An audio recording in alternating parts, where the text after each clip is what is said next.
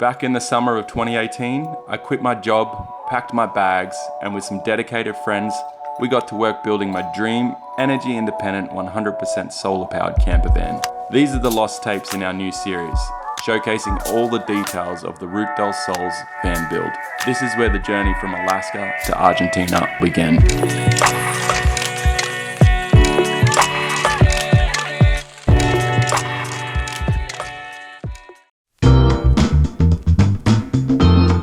So we're in the car with Gabrielle. I met Gabrielle this morning. Gabrielle is going to be around and helping us out on this project, and I thought this would be a perfect opportunity. We just got to move the van from here to just over there, so this would be the perfect opportunity to let Gabrielle have a try driving the E-Star, and yeah, we're moving 10 meters, but anyway. It's like an airplane to me. It's like a spaceship. My gosh, man, this view! It's amazing, isn't it? Oh, it's like a starship. Yeah.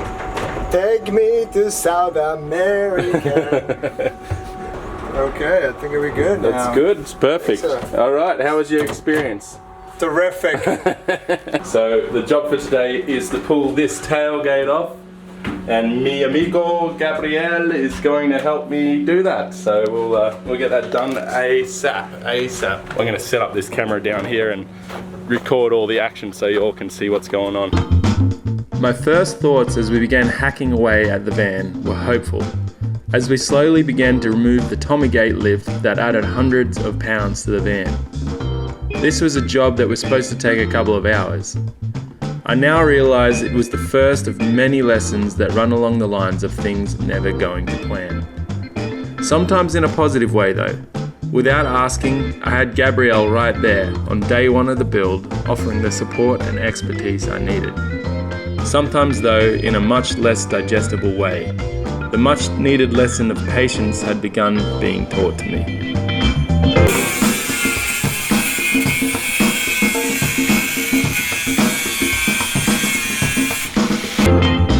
We had literally been hacking at the Tommy Gate for nearly a whole day, and as the sun began to set, we were nearing the complete removal of the lift when my dang camera battery died. I apologise for not getting the final satisfying shot of the Tommy Gate resting on those neatly stacked pallets. So I'm back at the van today. Got a few things I have to do. Today I have to grind down these things away from the edge here, so it's all clear for when the battery comes in. Yeah, the plan is to work on that, and I guess I'll update you as I go, but that's the plan for today. So yesterday we pulled off this tailgate here. It's a lift. It took a lot of effort, but we finally got there, which is awesome. I'm happy about that. This thing's pretty heavy. I'm not going to be able to lift it on my own. Other than that, I'm going to get to work, and hopefully you guys can see a finished product at the end of the day. The final thing we needed to get done was to grind the supports for the Tommy Gate away, so that there was clear space for Brett to work on installing the battery. One very important tip is to not send the sparks from an angle grinder towards the camera lens. I learned another lesson here. Camera lenses are expensive, and there's no repair for this kind of damage.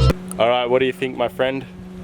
It is unbelievable. Unbelievable. It's so unbelievable I have to put some glasses on because I'm gonna put mine on actually it's pretty cool. This is the machine. It's too cool, huh, Gabrielle? It's too cool, man. Yesterday, Gabrielle got underneath here and he cut the wires away. And today Today I got under there and rejoined them all. I've got to find a way to mount these better. I just take them up for now, just to make sure that it works. I ground these things away, they're gone. I got rid of the motor and the transmission, the spare one we had in the back, so we're lighter running now. And I'm done laying on my back in the sun for the day, so that's only a good thing. Brett's over there working on the battery, and I have come over here because I need to find a more permanent solution to fixing these lights in place. I had them taped there before, but this morning when I had to go to the DMV to get Oregon plates, I zip tied them in place. I'm going to cut these away and I'm going to put them on permanently in a permanent place. After successfully registering my new electric vehicle in my name at the Oregon DMV, I was coming off a win, so my spirits were pretty high. With that newfound energy, I needed to secure the lights to the body of the van. I initially wanted to screw them to the van using fiberglass screws, then decided against it. I then proceeded to use rivets to hold them in place. Brett had warned me that that wasn't the easiest nor the best idea, and that I should use self-tapping nuts and bolts to make the job easier. I ignored him and tried with the pop rivets. I was about to learn another lesson. Alright, so I'm not having too much luck with the pop rivets, so I'm going to run down to the store on this scooter, and I'm going to grab some self-gripping nuts, and that should be doing the trick for us in the back there. But he's going hard. What are we doing here, Brett? I'm just punching holes through all 4 pieces of aluminum. So he's punching holes in here so the threaded rods can come through at exactly the same place for each of these panels, because we need them to be precise. So anyway, I'm going to run down to the store real quick, and I'm going to go grab some self-tapping nuts, screws, bolts, something. You'll see. This is the ride. I'm going to leave this here because it's going to be too hard to carry this while riding on the scooters. That thing there has got to be the funnest thing on the planet for going down to the store and getting parts. Every single person I rode past was staring at me in, I don't know what it was. It's either disgust because they're not having as much fun as me, or happiness because I had the biggest smile on my face the whole time while I was riding. But anyway, I got the parts. Go back to my domain and get these light boxes on.